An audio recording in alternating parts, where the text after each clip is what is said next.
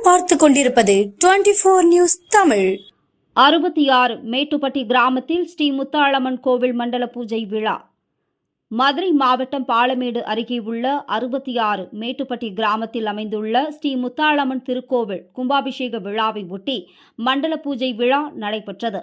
2 நாட்கள் நடந்த இந்த யாகசாலை பூஜையில் மகா கணபதி ஹோமம், வாஸ்து சாந்தி, எஜமானர் அழைப்பு, சுதர்சன பூஜை, சுமங்கலி பூஜை, மகா பூர்ணாகுதி தீபாராதனை நடைபெற்றது.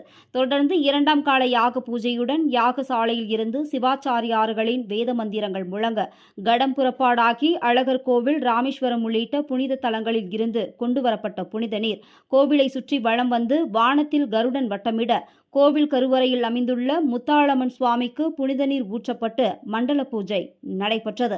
இதில் சுற்றுவட்டாரத்தைச் சேர்ந்த பொதுமக்கள் கலந்து கொண்டனர்.